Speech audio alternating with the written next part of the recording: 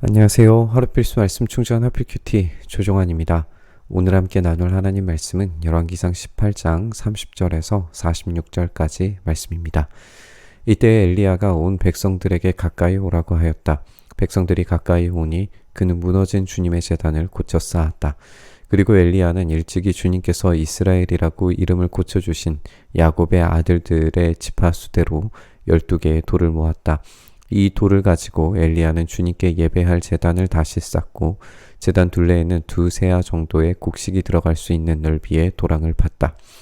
우리는 무너진 주님의 제단이 무엇인지 정확하게 알기는 어렵습니다. 하지만 갈멜산에 하나님을 위한 제단이 있었다라고 하는 것은 분명해 보이죠. 그 제단은 무너져 있었고 폐기되어 있었습니다. 이것은 무너져 있는 이스라엘의 영적인 상태를 보여주기에 충분한 증거물로 보입니다. 엘리야는 12개의 돌을 모으고 예배 드릴 준비를 합니다. 그런데 이제 이 제단 주위에 2세아 대략 한 30리터 정도의 곡식이 들어갈 수 있는 너비의 도랑을 팠다라고 이렇게 되어 있어요.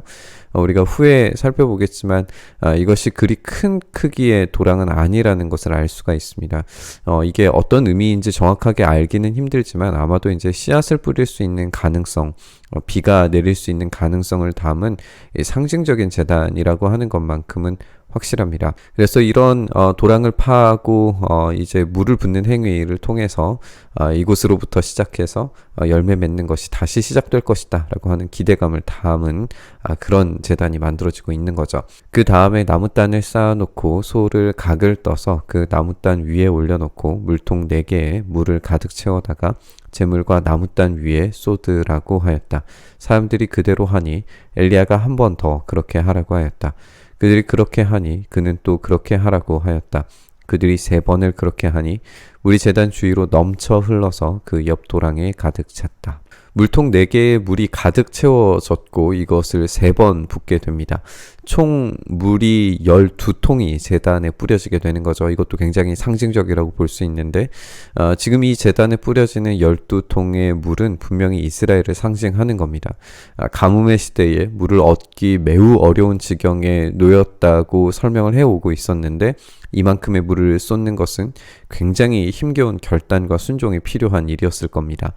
우리가 다윗이 적진을 뚫고 들어가서 베들레헴 우물물을 가지고 왔던 이 부하 장수들의 그 물을 가지고 이것은 물이 아니라 피고 생명이다 라고 여겨서 땅에 쏟았던 것을 우리가 생각을 해보면 지금 이곳에 부어지고 있는 12동이의 물은 마치 피처럼 여겨질 만한, 생명처럼 여겨질 만한 그런 것이었습니다.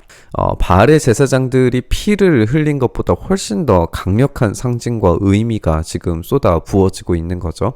그런 강력한 순종이 지금 이 제단 위에 올려지고 있습니다. 제사를 드릴 때가 되니 엘리야 선지자가 앞으로 나서서 이렇게 기도하였다. 아브라함과 이삭과 이스라엘을 돌보신 주 하나님, 주님께서 이스라엘의 하나님이시고 나는 주님의 종이며 내가 오직 주님의 말씀대로만 이 모든 일을 하고 있다는 것을 오늘 저들이 알게 하여 주십시오. 주님 응답하여 주십시오. 응답하여 주십시오. 이 백성으로 하여금 주님이 주 하나님이시며 그들의 마음을 돌이키게 하시는 주님이심을 알게 하여 주십시오. 그러자 주님의 불이 떨어져서 제물과 나무단과 돌들과 흙을 태웠고 도랑 안에 있는 물을 모두 말려버렸다. 온 백성이 이것을 보고 땅에 엎드려서 말하였다.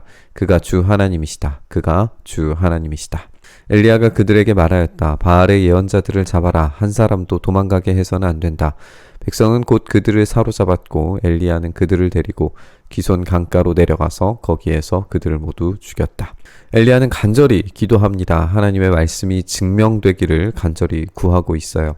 그리고 백성들의 마음을 돌이키게 하시는 주님이심을 알게 해달라고 간절히 구합니다. 비를 내리는 신은 바알이 아닙니다. 전통 번개를 무기로 삼는 신은 꿈쩍하지도 않았어요. 근데 이 엘리야의 간절한 기도에 주님의 불이 떨어져서 이 제물과 나무단과 돌들과 흙과 물까지 태워버립니다. 이것은 말하자면 기대되는 사건을 뛰어넘는 일이 벌어졌다라고 하는 것을 알 수 있습니다. 하나님 지금 적당히 응답하시지 않고 넘치게 응답하십니다. 우리가 사르밧 과부의 이야기에서 이 아이가 아팠을 때 고쳐주신 게 아니라 죽음의 상태에서 고쳐주신 것을 우리가 읽었는데, 오늘 불을 내려주시는 것도 재물을 태우시는 데에서 응답하시는 게 아니라 그 나머지 모든 것들을 태우시면서 넘치게 응답하시는 것을 우리가 봤어요. 그리고 이제 앞으로 비가 내리는 장면도 이 넘치게 응답하시는 것을 우리가 보게 될 겁니다. 이로써 백성들이 하나님이심을 확실히 알고 돌이키도록 만드시는 걸 우리가 보게 됩니다. 의심의 여지는 있더라도 그들이 지금 이 순간만큼은 하나님만이 유일하신 하나님이라고 하는 명확한 진실을 마주하고 있고 그 앞에 엎드려서 경배하고 있습니다. 엘리야는 바알 예언자들을 사로잡아서 기손해서 그들을 모두 죽입니다. 우리는 아합과 이세벨이 하나님의 선지자들을 모조리 죽이려고 했을 때 이 오바댜에 의해서 하나님께서 이 신실한 자들을 지키셨다는 것을 우리가 알고 있어요. 더 강력한 박해를 아마도 준비했을지 모르는 이 아합의 가문의 전략은 이 영적 전쟁에서 완전히 뒤집혀 버립니다. 바알의 선지자들은 도망갈 곳이 없죠. 너무나도 확실하게 하나님만이 하나님이시라는 사실이 증명되었기 때문에 백성들은 행동하고 반응하고 순종할 수밖에 없습니다. 엘리야가 아합에게 말하였다. 빗소리가 크게 들리니 이제는 올라가셔서 음식을 드십시오. 아합이 올라가서 음식을 먹었다. 엘리야는 갈멜산 꼭대기로 올라가서 땅을 바라보며 몸을 굽히고 그의 얼굴을 무릎 사이에 넣었다. 그리고는 그의 시종에게 올라가서 바다 쪽을 살펴보라고 하였다. 시종은 올라가서 보고 와서 아무것도 보이지 않는다고 말하였다. 엘리야가 다시 그의 시종에게 7번을 그렇게 더 다녀오라고 하였다. 빗소리는 적당히 들리지 않고 크게 들릴 겁니다. 이 말이 보장하는 하나님의 응답하심의 어떤 확실성을 엘리야가 어떻게 표현하고 있는지 생각해 봐야 됩니다. 이 비는 적당히 살만한 비가 아니라 엄청난 폭우처럼 쏟아지게 될 거예요. 오늘 본문에서 이제 아합이 올라가서 식사를 하게 돼요. 그리고 엘리야는 갈멜산 꼭대기로 올라갑니다. 이거 마치 모세가 시내산 꼭대기에서 언약을 받았을 때 그 중간에서 장로들이 식사하던 모습을 떠올리게 됩니다. 우리가 바로 이어지는 본문에서도 확인하겠지만 왕은 말씀을 가진 자, 말씀을 선포하는 자 뒤에, 그리고 오늘 본문에서 이 밑에 있어야 확실하고 넘치는 하나님의 응답하심을 경험할 수 있습니다. 7번째가 되었을 때에 그 시종은 마침내 사람의 손바닥만한 작은 구름이 바다에서부터 떠올라 오고 있다고 말하였다. 그러자 엘리야는 아합에게 사람을 보내어서 비가 와서 길이 막히기 전에 어서 병거를 갖추고 내려가라는 말을 전하라고 하였다. 바다에서부터 작은 구름이 떠올라 오고 있어요. 고대 근동의 신화에서 이 바알은 바다의 신을 정복했습니다.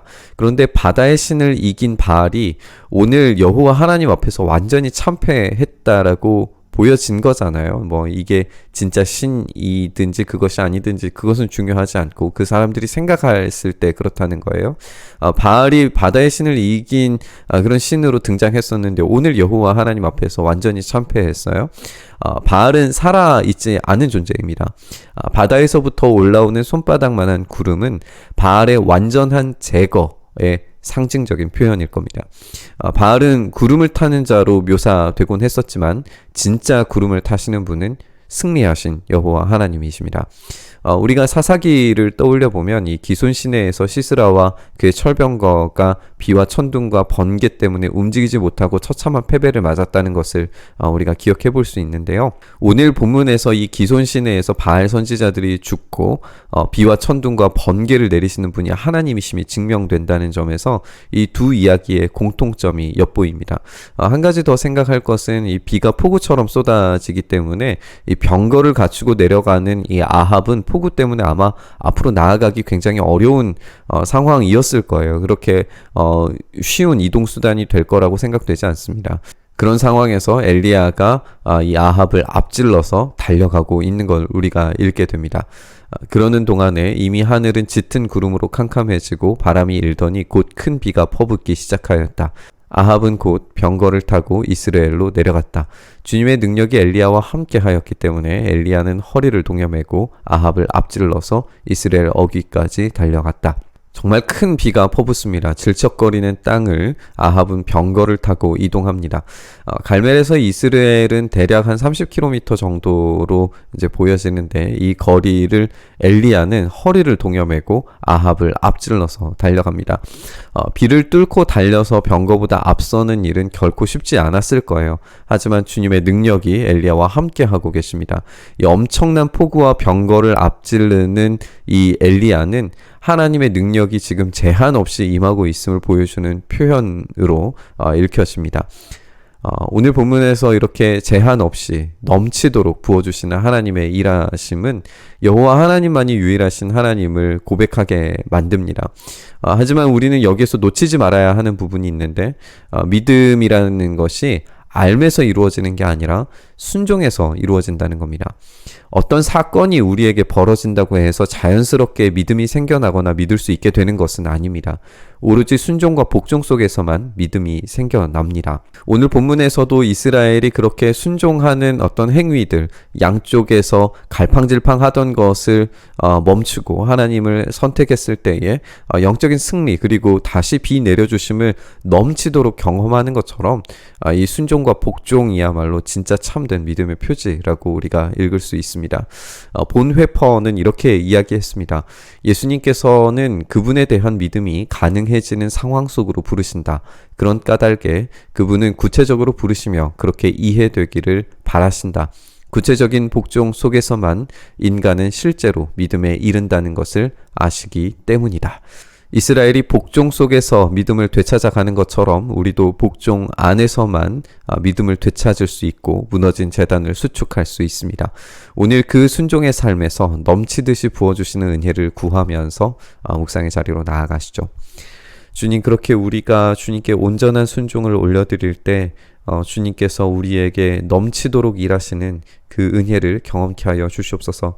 여전히 불순종의 자리에서 머뭇머뭇거리는 우상숭배와 동일한 행위 속에 머물러 있지 않게 하시고 오로지 결단을 가지고 믿음의 선택을 가지고 이 순종과 복종의 자리, 예수 그리스도의 길을 따라가는 그 십자가의 길을 온전히 따라갈 때 우리에게 넘치게 하시는 그 은혜를 우리가 경험케 하여 주시옵소서.